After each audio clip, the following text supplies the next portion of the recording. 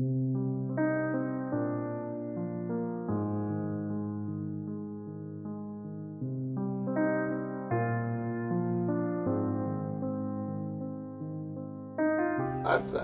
is my discoverer, is my redeemer, is my so much about what I am and am becoming.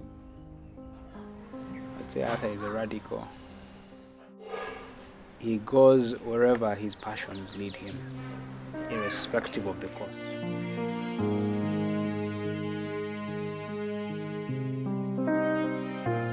No art school can compensate for being self-motivated like he is. I believe he's going to be the best photographer, the best artist. I believe he's so good.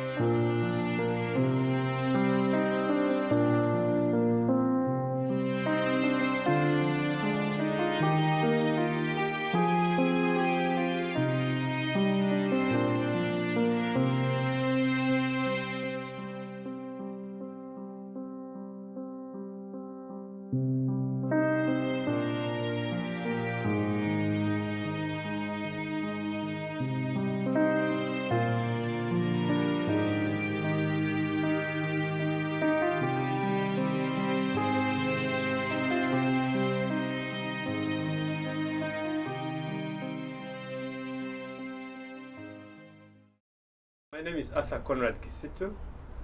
I am a creator in the sense that I love to invent and come up with new ideas, and my ideas have been evolving over time. So in the first instance, I could say I was doing more decorative art, but it has been evolving into cinematography, a bit of sculpture, one thing to the next. It keeps evolving, yeah. So I'm a creator in that sense, and I also, of course, love to dance. I do charity work with the kids in Katanga especially, and also at the Lake Bunyonyi with the pygmies off the shores of the lake. So it's a combination of the arts, charity work, and dance, and they keep, these ideas all drive each other.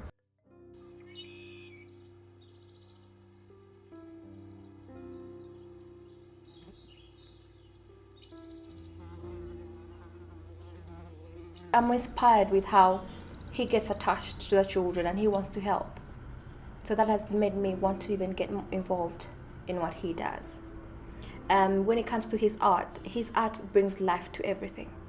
He brings life to something you don't see. So that gives you hope, yeah? And I like the fact that he makes you look deeper at a situation. Like, just don't look at what's on top. If you look more, there's a lot more there than just how something looks. So through his art, he's able to bring that out, the beauty where you don't see it.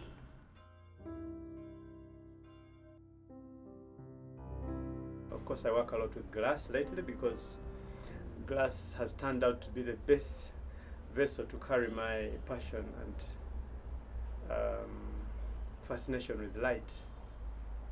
But I used to always love to follow light, and my first desire for light was manifested in the desire to do photography, because photography is really the art of light, and if you don't appreciate the way light moves, you will never probably be able to get a good picture. And then that desire to follow the light and capture it around objects, people took me into portraiture, and then I started the Portrait Home, a company which I registered way back in 2007.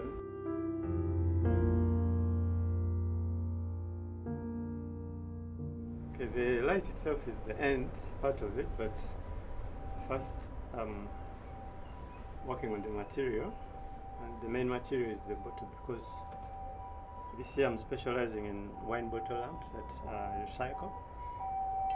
Some of them I pick from the dustbin, others are given by friends. Sometimes I buy from the scrapyard, so it depends.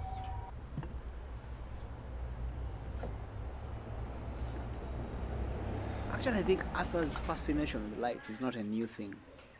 From, I think, from 10 years ago, more than 10 years ago when I first met Arthur, Arthur was creating lights. They seemed a bit raw at that time, but they were still beautiful. He would combine rock with steel and wire, weld them together and still put a bulb somewhere in the middle. And so this thing with lights and Arthur has been long in coming. And even in his photography, you'll always find lights in Arthur's subjects. He will either position a light in the background or at some angle it will be just this ensemble of lights, but there's always going to be lights in Arthur's compositions, which is also typical of his studio. When you go to his studio, it's just wired with probably 100 lights.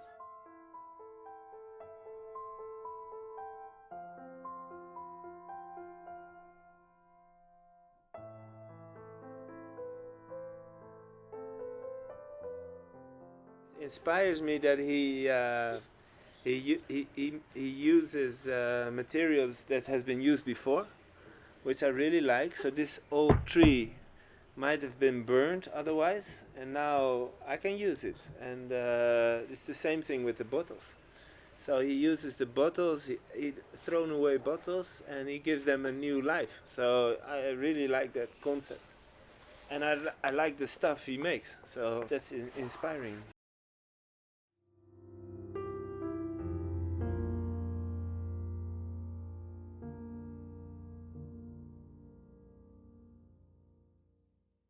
So I know there's many studios around town where people go to take snaps, but I think there are very few people who invest time in understanding the emotions and feelings that you can capture, you know?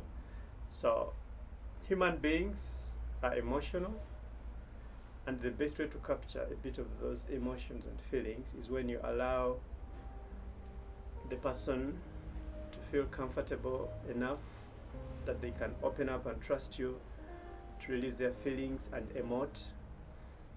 So on my part as the artist, I'm able to create that atmosphere where people relax and trust me, okay?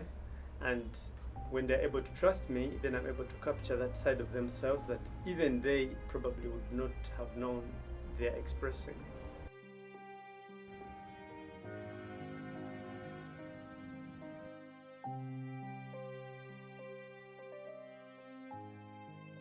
The way he works with children, like giving them an opportunity. So I think for him, he has that ability of like turning the negative into positive. So and that's a very, very good thing. That's really interests me about his work.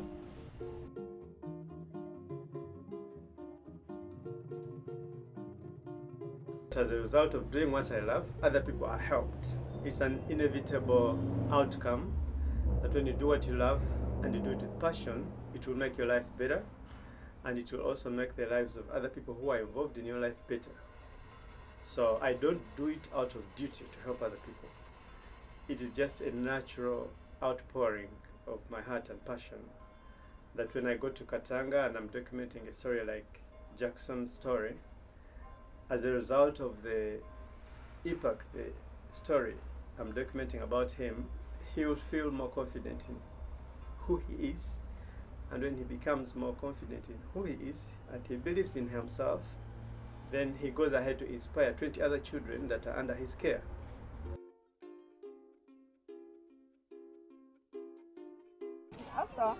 nze bwe najjira nze we yammitingira yalina muno abaana be yafunira basaponsa ng'abaana basoma naye nga muno talinaamu siteegi kati nze bwe nava ekuddafa ne nzimba wano ne nfuga siteegi ya Arthur pulojekiti y'abaana neekulira ddala era ng'abaana abo bwe mubalabye abaana abayamba okubafunira basaponsa olumu tetulina nnyo basaponsa naye bw'akola sente ze mu art ng'akola amacupa ng'agakolamu amatalo manye akola nnyo recycling kati amataala ago buli lwagatunda amanya nti 30% egenda kuhopo Katanga Kids 30% egenda kuhopo Katanga Kids kubanga essaawa zino tetulina basaponsa ng'ate pulojekiti nnene tulabirira abaana 50 be bali mu pulojekiti eno.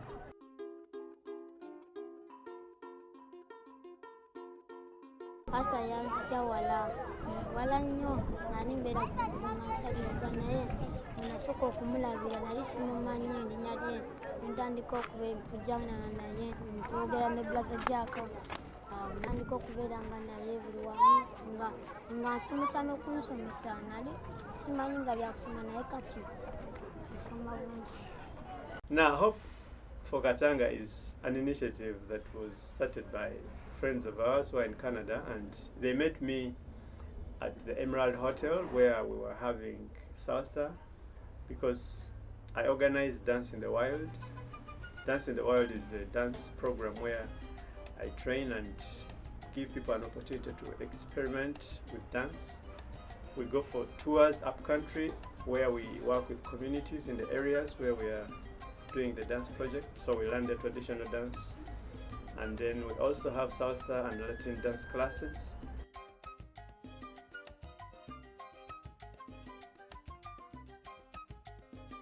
So when people come for these classes, we let them know about the needs and the charitable work we do, so that as I teach them to dance, then they give back and in appreciation by supporting or donating. So this couple took up the Katanga project in the name of Hope for Katanga because that is just one area of my involvement. Asha tukoledde ebintu bingi oluusi Asha ayinza kujanga wano mu Katanga sekugamba nti owange yeka nakunganya abaana bano bonna nagamba nti leero ngenda bakolera olunaku natufumbira emmere abaana ne baalya oluusi owange mbadde nja kusula njala naye nosanga Asha gakoze eki ng'atasiza ku lunaku eyo abaana ne balya emmere.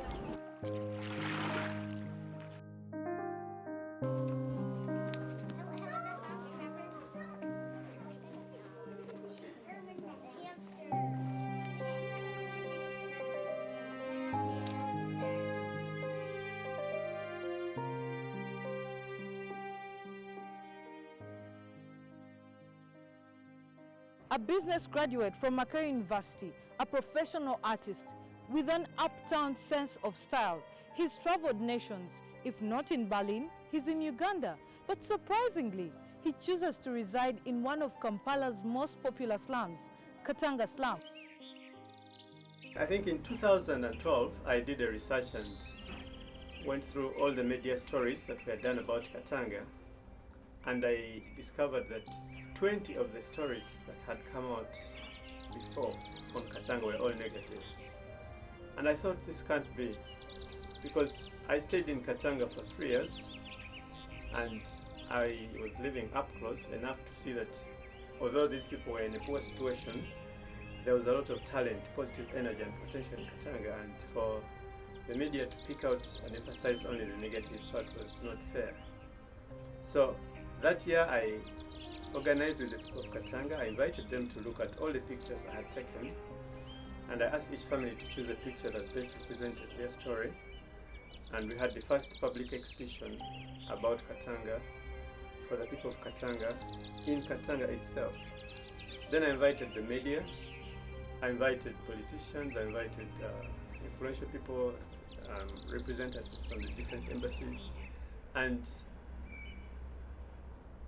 I think 2 weeks after that, the Daily Monitor did a very positive story about Katanga. And for me, this was evidence that when we took the initiative to show the positive side of Katanga, also the media's eyes were opened. So that was a direct response. And since then, I've been seeing many other positive stories.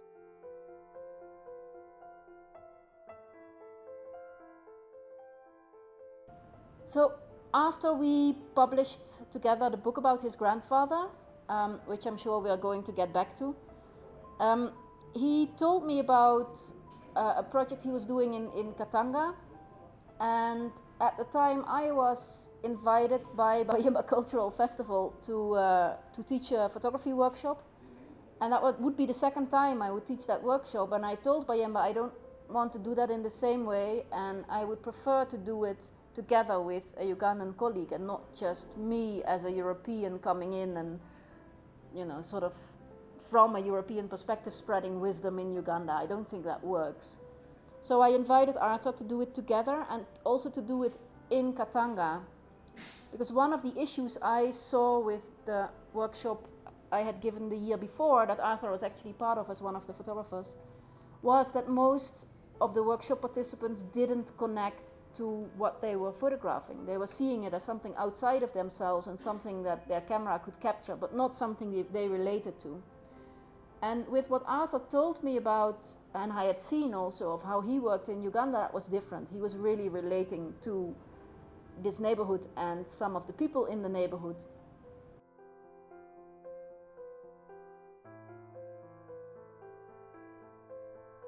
I was able to do an exhibition in the Sahara, and I exhibited my work on the tents of the people. And just like in Katanga, before I exhibited the pictures and the short films, I invited the people to come and see their work and pick which picture most represented them, because I wanted them to be actively involved in deciding how the narrative of their story was being shaped.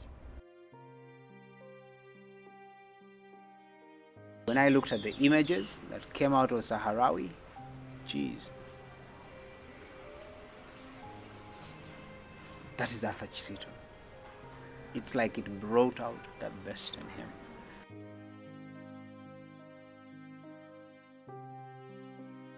We've also started an initiative between the kids of Katanga and the kids in Berlin, with the help of my friend Johanna Kropman. When I visited Berlin sometime back in 2013, I visited 8 schools, and I had carried 100 pictures from Katanga that were painted and drawn by the kids about how life in Katanga on a day-to-day goes, So the kids in Berlin had the chance to interact, ask questions, and respond to the pictures of the kids in Katanga. So the kids in Berlin drew back, they painted back to the kids in Katanga, and then we have this conversation that has started a dialogue, and this dialogue is going to also grow, because now we have started a dance program where the kids in Katanga are using dance to this time tell their story. And I'm hoping that when they have done a choreography that we can teach the kids in Berlin, those kids will be learning traditional dances that are inspired by children from here. And in future, we even hope some of the kids in Katanga can travel to Berlin and be able to do this exchange when they are directly involved.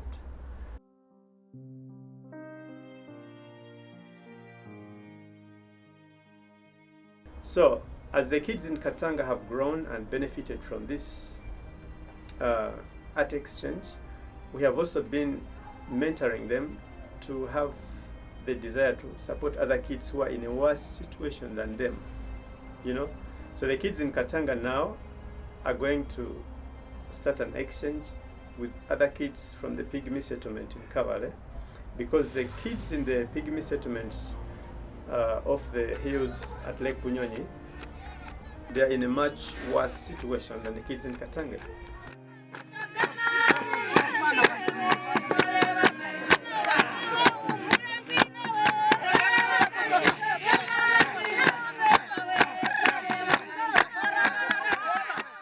I'm happy he's doing what he's doing for both for the dancing, but for art and for the kids and for the pygmies. He's really creating a good communication, I think, which is good in between these people, and he really tries to speak up for the poor and the ones who is in need.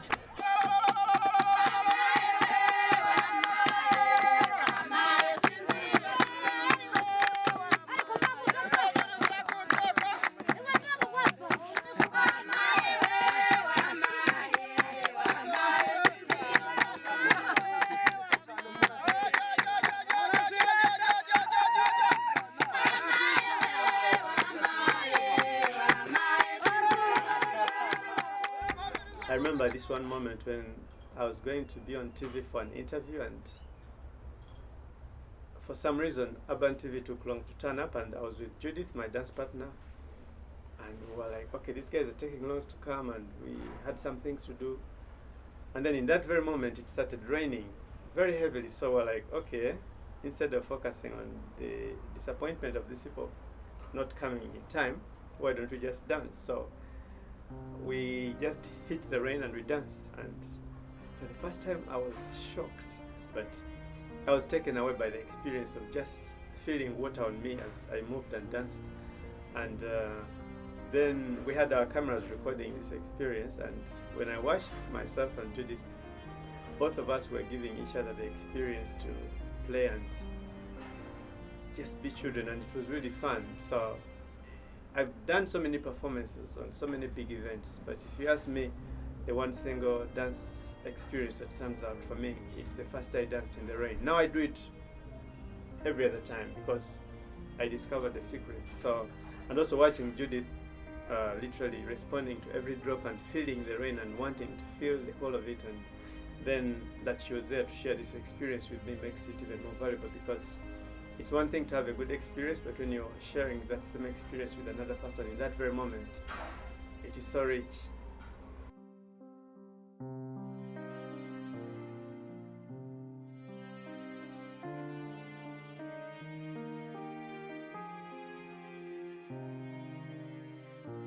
So he's a voice for many of them, and I think that it is his strength.